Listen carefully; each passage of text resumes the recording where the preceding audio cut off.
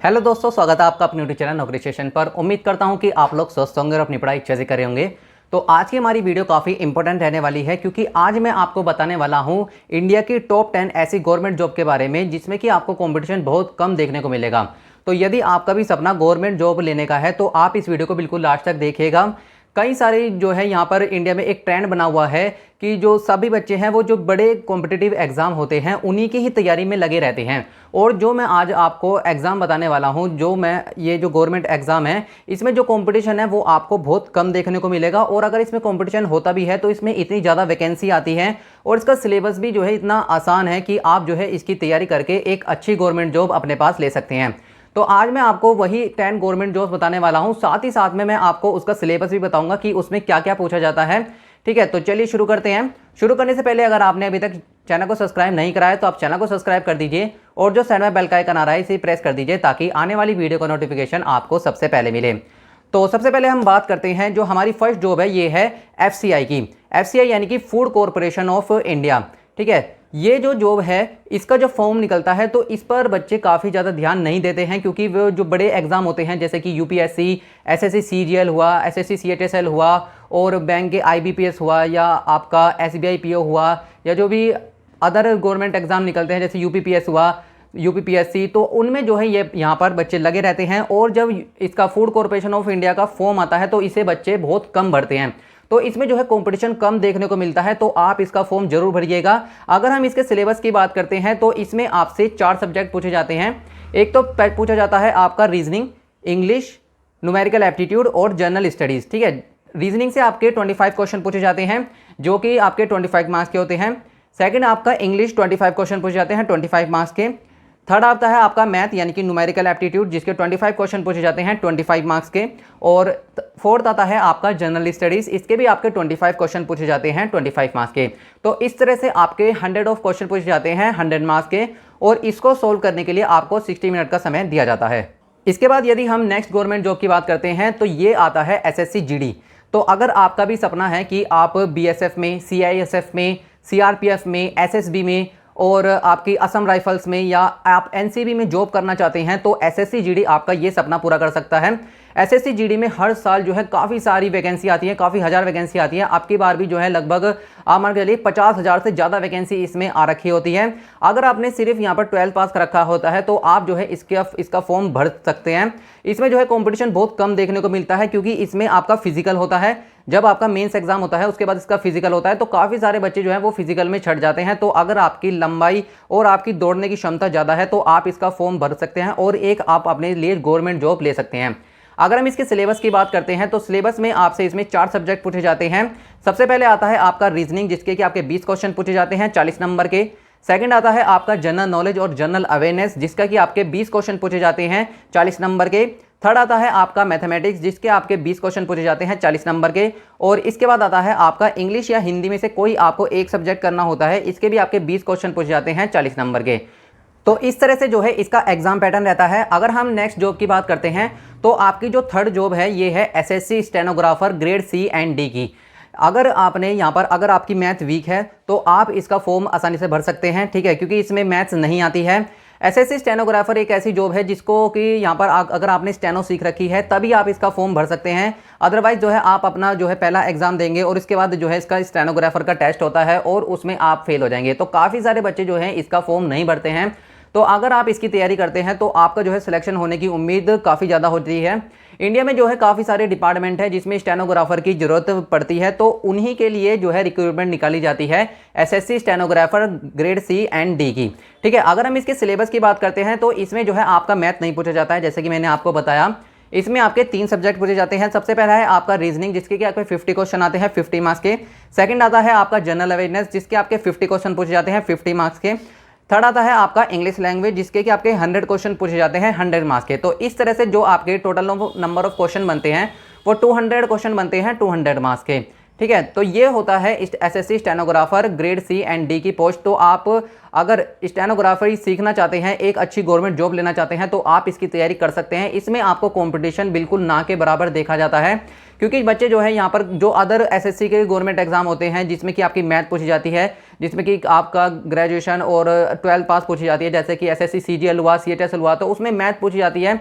तो और उसमें जो है स्टेनोग्राफर का टेस्ट भी नहीं होता है। तो बच्चे जो है ज़्यादातर उन्हीं की तरफ जाते हैं, एसएससी स्टेनोग्राफर की तरफ कोई भी ज़्यादा ध्यान नहीं देता है।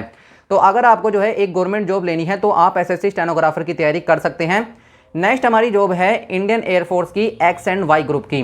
ये काफ़ी अच्छी जॉब मानी जाती है। एक्स और वाई ग्रुप अब जो है अग्निवीर के तहत यहाँ पर भर्ती किए जाते हैं। ठीक है, ये काफ़ी अच्छी जॉब है। अगर हम इनके सिलेबस की बात करते हैं तो इसमें जो है जो एयरमैन की आपकी पोस्ट होती है, अगर हम एक्स ग्रुप की बात करते हैं तो आपसे 2 सब्जेक्ट पूछे जाते हैं, इंग्लिश और मैथमेटिक्स। इंग्लिश के आपके 20 क्वेश्चन पूछे जाते हैं और मैथमेटिक्स के आपके 25 क्वेश्चन पूछे जाते हैं टोटल नंबर। और एक सब्जेक्ट और पूछा जाता है आपसे फिजिक्स। जो टोटल नंबर ऑफ क्वेश्चन होते हैं वो होते हैं आपके 70 क्वेश्चन, जिसके लिए आपके 70 मार्क्स होते हैं और आपका जो टाइम ड्यूरेशन रहता है वो 60 मिनट का रहता है। सेकंड आता है आपका वाई ग्रुप का पेपर। ठीक है, वाई ग्रुप में जो जितना भी आपका वहाँ इंडियन एयरफोर्स से रिलेटेड काम रहता है, ऑफिस वर्क रहता है, या आपका जो है डॉक्यूमेंट से रिलेटेड काम रहता है, या आपका अदर जो भी काम होता है इंडियन एयरफोर्स में, वो वाई ग्रुप के द्वारा कराया जाता है। इसमें आपसे 3 सब्जेक्ट पूछे जाते हैं, रीजनिंग और जनरल अवेयरनेस के आपके 30 क्वेश्चन पूछे जाते हैं और इंग्लिश के आपके 20 क्वेश्चन पूछे जाते हैं। ठीक है, टोटल जो आपके मार्क्स का पेपर होता है ये 50 मार्क्स का पेपर होता है और इसके लिए आपको 45 मिनट का समय दिया जाता है। इधर की तरफ भी जो है काफ़ी सारे बच्चे ध्यान नहीं देते हैं। तो अगर आप इंडियन एयरफोर्स में भर्ती होना चाहते हैं तो आप एक्स एंड वाई ग्रुप का पेपर भर सकते हैं। अगर हम नेक्स्ट पोस्ट की बात करते हैं तो नेक्स्ट पोस्ट है आपकी रेलवे ग्रुप डी की। रेलवे ग्रुप डी में जो है काफ़ी सारी वैकेंसी, यहाँ पर काफ़ी सारी वैकेंसी आती हैं और काफ़ी सारे बच्चे जो है इस जॉब की तरफ ध्यान नहीं देते हैं, क्योंकि बच्चे सोचते हैं कि ये काफ़ी छोटी जॉब है, लेकिन ये छोटी जॉब नहीं होती है। ये एक जो है गवर्नमेंट जॉब लेने की अपॉर्चुनिटी होती है। हर साल जो है, वैसे तो अभी काफ़ी समय से इसकी वैकेंसी नहीं आई है, लेकिन इसकी जब पिछली वैकेंसी आई थी तो 1 लाख से ज़्यादा वैकेंसी जो है इसमें आई थी। ठीक है, तो अगर आपको एक गवर्नमेंट जॉब लेनी है तो आप जो है ग्रुप डी का फॉर्म भर सकते हैं। काफ़ी अच्छी जॉब होती है। ठीक है, बच्चे जो है इसकी तरफ ध्यान नहीं देते हैं कि ये तो बहुत ही मतलब ऐसा काम होता है इसमें, और इसमें काफ़ी ज़्यादा आपको घंटे से काम कराया जाता है, मतलब 12 घंटे काम कराया जाता है, 14 घंटे काम कराया जाता है। तो ऐसा नहीं है, इसमें जो है बिल्कुल सिंपल आपका काम होता है। जितने भी आपका ट्रैक मैन का या आपका जो फील्ड वर्क होता है वो जो है ग्रुप डी से कराया जाता है। अगर हम इसके सिलेबस की बात करते हैं तो सिलेबस में जो है आपसे 4 सब्जेक्ट पूछे जाते हैं। अगर हम बात करें जनरल साइंस की तो इसके 25 क्वेश्चन आते हैं 25 मार्क्स के। मैथमेटिक्स की बात करें तो आपके 25 क्वेश्चन आते हैं 25 मार्क्स के। इसके बाद आती है आपकी रीजनिंग, इसके आते हैं आपके 30 क्वेश्चन 30 मार्क्स के। और इसके बाद आता है आपका जनरल अवेयरनेस और करंट अफेयर्स, जिसके कि आपके 20 क्वेश्चन पूछे जाते हैं 20 मार्क्स के। तो इस तरह से टोटल नंबर ऑफ क्वेश्चन होते हैं आपके 100 क्वेश्चन 100 मार्क्स के। और इसको सोल्व करने के लिए जो आपको समय दिया जाता है वो 90 मिनट्स का समय दिया जाता है, यानी कि 1.5 घंटे का समय आपको इसके लिए मिलता है। अगर हम नेक्स्ट पोस्ट की बात करते हैं तो नेक्स्ट पोस्ट है आपकी एसएससी एमटीएस की। ये वैकेंसी काफ़ी ज़्यादा जो है सुर्खियों में रहती है, क्योंकि इंडिया में कई सारे ऐसे डिपार्टमेंट हैं, जैसे कि इनकम टैक्स डिपार्टमेंट हुआ और कस्टम डिपार्टमेंट हुआ और आपका सीबीआई का डिपार्टमेंट हुआ। तो इनमें जो है जितना भी आपका फाइल वर्क होता है या डॉक्यूमेंट से संबंधित आपका काम होता है तो एसएससी एमटीएस के द्वारा वो कराया जाता है। एसएससी एमटीएस की तरफ भी जो है बच्चे यहाँ पर ध्यान नहीं देते हैं। वो सोचते हैं कि ये ग्रेड डी की नौकरी है, लेकिन ये ग्रेड डी की नौकरी नहीं होती है, ये ग्रेड सी की नौकरी होती है। और जो है इसका एग्जाम निकालना काफ़ी ईजी होता है। इसमें वैसे तो काफ़ी सारे बच्चे फॉर्म भरते हैं, लेकिन जो है इसमें कॉम्पिटिशन बहुत कम देखने को मिलता है, क्योंकि काफ़ी सारे बच्चे एग्जाम देने नहीं जाते हैं। अगर हम इसके एग्जाम पैटर्न की बात करते हैं तो 2 सेक्शन में आपका जो है इसका पेपर होता है। सेक्शन 1 में आपका रीजनिंग और मैथ पूछी जाती है, जिसके कि आपके 20 क्वेश्चन आते हैं। 120 मार्क्स का आपका ये पेपर होता है।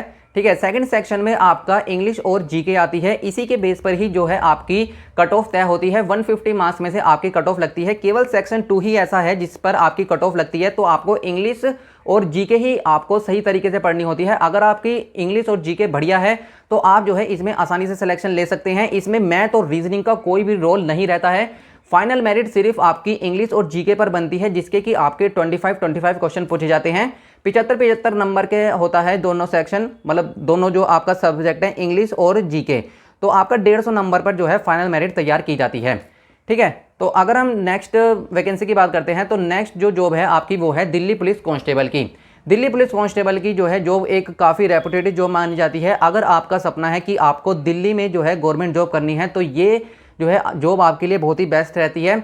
अभी इसके फॉर्म जो है 3 या 2-1 महीने में आप अभी आने वाले हैं। तो जैसे ही इसके फॉर्म आएंगे वैसे ही मैं आपको अपने चैनल के माध्यम से बता दूंगा। तो अगर आपने अभी तक चैनल को सब्सक्राइब नहीं करा है तो आप चैनल को सब्सक्राइब करके साइड का बेल का आइकन जरूर दबाइएगा ताकि आने वाली वीडियो का नोटिफिकेशन आपको सबसे पहले मिले। तो दिल्ली पुलिस कांस्टेबल की हम बात कर रहे थे, ये जो है एक बहुत ही अच्छी जॉब है। इसमें जो है जब आपका पहला पेपर होता है उसके बाद जो है आपका फिजिकल होता है और इसमें हाइट भी जो है 170 सेंटीमीटर मापी जाती है। तो अगर आपकी हाइट, रनिंग और आपकी चेस्ट वगैरह काफ़ी अच्छी है तो आप इसकी तैयारी कर सकते हैं और आप एक जो है जॉब ले सकते हैं। इसमें जो है हर साल जो है काफ़ी अच्छी वैकेंसी आती है। तो मेरे हिसाब से ये जो है एक बेस्ट पोस्ट है। अगर आपको गवर्नमेंट जॉब लेनी है दिल्ली में तो आप दिल्ली पुलिस कांस्टेबल का फॉर्म भर सकते हैं। अगर हम इसके सिलेबस की बात करते हैं तो इसमें जो है आपसे 4 सब्जेक्ट पूछे जाते हैं। पहला आता है आपका इसमें रीजनिंग, जिसके कि आपके 25 क्वेश्चन पूछे जाते हैं 25 मार्क्स के। सेकंड आता है आपका जीके और जीएस, जिसके कि 50 क्वेश्चन पूछे जाते हैं 50 मार्क्स के। थर्ड आता है आपका मैथ, जिसमें कि आपके 15 क्वेश्चन पूछे जाते हैं 15 मार्क्स के। और फोर्थ आता है आपका कंप्यूटर, जिसके कि आपके 10 क्वेश्चन होते हैं 10 मार्क्स के। तो इस तरह से जो टोटल नंबर ऑफ क्वेश्चन होते हैं आपके वो 100 क्वेश्चन होते हैं 100 मार्क्स के। और इसको सोल्व करने के लिए जो आपको समय दिया जाता है वो 1.5 घंटे का समय दिया जाता है। इसमें एक गौर करने वाली बात यह है कि आपका जीके का पोर्शन इसमें 50 मार्क्स का होता है, जिसके कि आपके 50 क्वेश्चन होते हैं। तो आधे से ज़्यादा पोर्शन जो है वो जीके इसमें जो है अपना महत्वपूर्ण जो है योगदान देता है। तो अगर आपकी जीके अच्छी है तो आप इसका जो फॉर्म है वो जरूर भरिएगा और इसमें आप सिलेक्शन जो है आसानी से ले सकते हैं। ठीक है, तो जैसे कि मैंने आपको बताया कि आपका रीजनिंग से 25 क्वेश्चन आते हैं और मैथ से आपके 15 क्वेश्चन आते हैं, कंप्यूटर सिर्फ आपके 10 क्वेश्चन आते हैं, लेकिन जीके से आपके 50 क्वेश्चन पूछे जाते हैं। तो अगर आप जीके अपनी अच्छी कर लेते हैं तो आप इसमें आसानी से सिलेक्शन ले सकते हैं। इसके बाद नेक्स्ट जॉब है हमारे पास आरआरबी एनटीपीसी की। आरआरबी एनटीपीसी एक काफ़ी अच्छी जॉब है। आरआरबी एनटीपीसी जो है आपको एक रेपुटेड जॉब ऑफर करती है, जैसे कि आपकी स्टेशन मास्टर की जॉब हुई, गुड्स गार्ड की जॉब हुई और आपकी टिकट कलेक्टर की जॉब हुई और भी अदर काफ़ी सारी पोस्ट होती हैं इसमें जो कि आपको ऑफर की जाती है। आरआरबी एनटीपीसी में आप सोच रहे होंगे कि इसमें तो बहुत ज़्यादा कॉम्पिटिशन होता है, इसमें हम किस प्रकार से सिलेक्शन ले सकते हैं। तो जो इसका एग्जाम पैटर्न होता है वो काफ़ी ईजी होता है। अगर आप अच्छी तरीके से इसकी तैयारी करते हैं तो आप इसमें सिलेक्शन आसानी से ले सकते हैं। ठीक है, काफ़ी सारे बच्चे जो है इसका फॉर्म तो भरते हैं लेकिन इसका पेपर देने नहीं जाते हैं, क्योंकि वो अगर आप ये सोचते हैं कि जितने फॉर्म भरे जाते हैं उतने ही बच्चे यहाँ पर एग्जाम देने जाते हैं, तो ऐसा नहीं होता है। हमेशा जो आपका रेशियो रहता है वो 50 to 55% ही जो है बच्चे हर एग्जाम में अपना जो है पेपर देने जाते हैं। अगर हम इसके सिलेबस की बात करते हैं तो इसमें आपके 3 सब्जेक्ट पूछे जाते हैं। पहला पूछा जाता है आपका मैथ्स, जिसके कि आपके 35 क्वेश्चन पूछे जाते हैं 35 मार्क्स के। सेकंड आता है आपका जनरल इंटेलिजेंस और रीजनिंग, यानी कि रीजनिंग के आपके 35 क्वेश्चन आते हैं 35 मार्क्स के। और थर्ड आता है आपका जनरल अवेयरनेस। जनरल अवेयरनेस के आपके 50 क्वेश्चन आते हैं 50 मार्क्स के। तो टोटल नंबर ऑफ क्वेश्चन जो बनते हैं वो आपके 120 क्वेश्चन बनते हैं 120 मार्क्स के। और इसको सोल्व करने के लिए जो आपको समय दिया जाता है वो दिया जाता है 90 मिनट्स का। ठीक है, तो 1.5 घंटे का समय मिलता है आपको इस पेपर को करने के लिए। तो काफ़ी अच्छी जॉब है। जब भी इसके फॉर्म आएंगे तो आप जो है इसका फॉर्म जरूर भरिएगा। आप इसकी तैयारी जो है कर सकते हैं आपको अगर एक गवर्नमेंट जॉब लेनी है तो। अगर हम नेक्स्ट जॉब की बात करते हैं तो नेक्स्ट जॉब है आपकी आरपीएफ कांस्टेबल की। आरपीएफ कांस्टेबल में भी जो है आपको कंपटीशन बहुत कम देखने को मिलता है। अगर आपने सिर्फ 10th पास कर रखी है तो आप जो है इसका फॉर्म भर सकते हैं। इसमें जो है आपको एक अच्छी जॉब ऑफर की जाती है। अगर आप जो है पुलिस की वर्दी पहनना चाहते हैं और साथ ही साथ जो है आप रेलवे में भी काम करना चाहते हैं तो ये जो जॉब है आपकी वो आपका सपना पूरा कर सकती है, क्योंकि ये आरपीएफ कांस्टेबल की है। जितने भी यहाँ पर आपने रेलवे स्टेशन पर कांस्टेबल देखे होंगे, पुलिस वाले घूमते हुए देखे होंगे, तो वो जो है इसी के द्वारा लगाए जाते हैं। आरपीएफ कांस्टेबल का जब फॉर्म निकलता है तो इसमें काफ़ी सारे जो है फॉर्म अप्लाई होते हैं, लेकिन इसका एग्जाम पैटर्न जो है आप देखिएगा तो आप अगर इसकी तैयारी अच्छी तरीके से करें तो आप इसकी जॉब आसानी से ले सकते हैं। अगर हम इसके एग्जाम पैटर्न की बात करते हैं तो इसमें जो है आपसे 3 सब्जेक्ट पूछे जाते हैं। एक तो आपका मैथ्स पूछा जाता है जो कि 35 क्वेश्चन होते हैं 35 मार्क्स के। सेकंड आता है आपका रीजनिंग के भी आपके 35 क्वेश्चन पूछे जाते हैं 35 मार्क्स के। और थर्ड आता है आपका जनरल अवेयरनेस से भी आपके 50 क्वेश्चन पूछे जाते हैं 50 मार्क्स के। तो इस तरह से जो टोटल नंबर ऑफ क्वेश्चन बनते हैं आपके वो बनते हैं 120 क्वेश्चन 120 मार्क्स के। ठीक है, तो आप जो है इसका फॉर्म जरूर अप्लाई करिएगा जब भी इसका आरपीएफ कांस्टेबल का फॉर्म आए। ठीक है, इसके जो है वैकेंसी अभी बहुत जल्दी आने वाली है। विभाग के द्वारा जो है इसका नोटिफिकेशन अभी जारी नहीं किया गया है, लेकिन जैसे ही इसका नोटिफिकेशन जारी होता है मैं आपको अपने चैनल के माध्यम से बता दूंगा, तो आप चैनल के साथ जरूर जुड़िएगा। नेक्स्ट है हमारे पास जो हमारी लास्ट पोस्ट है, ये है यूपी पुलिस कांस्टेबल की। तो यूपी पुलिस कांस्टेबल एक काफ़ी जो है रेपुटेड जॉब मानी जाती है, काफ़ी अच्छी जॉब मानी जाती है और इसमें कंपटीशन भी जो है आपको कम देखने को मिलता है। वैसे तो अगर आप सोच रहे होंगे कि ये तो यूपी की वैकेंसी है, तो हम इसका अगर आप अदर स्टेट से हैं तो आप क्या करेंगे, तो जो है यूपी एक ऐसा स्टेट है जहां पर अदर स्टेट वालों को भी मौका दिया जाता है। तो आप अगर यूपी पुलिस कांस्टेबल की तैयारी करते हैं तो आप इसका जो है इसमें आसानी से सिलेक्शन ले सकते हैं, क्योंकि जब भी यूपी पुलिस कांस्टेबल की वैकेंसी आती है तो इसमें जो है काफ़ी सारी पोस्ट आती है। ऐसा नहीं है कि इसमें 5,000 या 6,000 आपको वैकेंसी दी जाती है, नहीं। जब भी इसकी यहाँ पर वैकेंसी आती है तो लगभग आप मानकर चलिए 40,000, 50,000 और जो अब की बार भी जो विभाग ने कह रखा है 52,000 पोस्ट पर आपका अब की बार सिलेक्शन होगा। तो यूपी पुलिस कांस्टेबल की आप तैयारी कर सकते हैं, ठीक है। ये भी जो है काफ़ी अच्छी जॉब है। एक अगर आप गवर्नमेंट जॉब का सपना रखते हैं तो आप जो है यूपी पुलिस कांस्टेबल की तैयारी कर सकते हैं और आप इसमें सिलेक्शन ले सकते हैं। अगर हम इसके सिलेबस की बात करते हैं तो इसमें जो है आपसे 3 सब्जेक्ट पूछे जाते हैं। एक तो आपसे जनरल नॉलेज पूछी जाती है जिसके आपके 38 क्वेश्चन के लगभग आते हैं 76 मार्क्स के, ठीक है। इसमें कोई रेशो नहीं रहता है, इसमें कभी हिंदी में ज़्यादा क्वेश्चन पूछ लेते हैं आपसे, कभी रीजनिंग में ज़्यादा क्वेश्चन देते हैं, कभी मैथ में ज़्यादा क्वेश्चन दे देते हैं। तो मतलब इनका कोई फिक्स रेशो नहीं होता है, लेकिन जितना मैं आपको बता रहा हूँ इसी के अकॉर्डिंग जो है इसका एग्जाम पैटर्न रहता है। तो मैंने आपको बताया कि जनरल नॉलेज में आपके 38 क्वेश्चन पूछे जाते हैं 76 मार्क्स के। हिंदी में आपके लगभग आप मानकर चले कि 87 क्वेश्चन पूछे जाते हैं, ठीक है। और मैथ्स में आपके 38 क्वेश्चन पूछे जाते हैं और आपके जो है इंटेलिजेंस रीजनिंग में आपके 37 क्वेश्चन पूछे जाते हैं। तो जो आपके टोटल नंबर ऑफ क्वेश्चन होते हैं इसमें वो आपके 300 क्वेश्चन होते हैं 300 मार्क्स के, यानी कि आपका 300 क्वेश्चन का ये पेपर होता है और 300 नंबर जो है इसमें दिए होते हैं। इसी में से ही जो है आपकी फाइनल मेरिट लगती है। तो आज हमने जो है इन 10 गवर्नमेंट जॉब के बारे में जाना है। तो आप अगर गवर्नमेंट जॉब लेना चाहते हैं तो आप इनमें से किसी एक की तैयारी कर सकते हैं, या सभी के जो है थोड़ा बहुत जो एग्जाम पैटर्न है वो थोड़ा बहुत ही चेंज होता है। किसी में हिंदी पूछी जाती है, किसी में इंग्लिश पूछी जाती है, मैथ और रीजनिंग तो सब में सेम ही होती है, जीके भी सभी में पूछी जाती है। तो अगर आप इन जो मैंने आपको 10 गवर्नमेंट जॉब बताई, अगर आप इनकी तैयारी करते हैं तो आपकी जो है यहाँ पर गवर्नमेंट जॉब 100% लगने वाली है, ठीक है। तो आज की हमारी वीडियो यहीं तक थी। अगर आपको वीडियो पसंद आई हो तो आप इसे जरूर लाइक करें, अपने दोस्तों के साथ भी शेयर करें। और अगर आपने अभी तक हमारे YouTube चैनल को सब्सक्राइब नहीं करा है तो आप चैनल को सब्सक्राइब करके साइड का बेल आइकन जरूर दबाइएगा, ताकि आने वाली वीडियो को नोटिफिकेशन आपको सबसे पहले मिले। इस चैनल पर आपको गवर्नमेंट जॉब से रिलेटेड, प्राइवेट जॉब से रिलेटेड और आपके सभी कोर्स जितने होते हैं उससे रिलेटेड इन्फॉर्मेशन जो है दी जाती है। तो आप चैनल के साथ जरूर जुड़िएगा। तो मिलते हैं नेक्स्ट टॉपिक के साथ नेक्स्ट वीडियो में, तब तक के लिए गुड लक।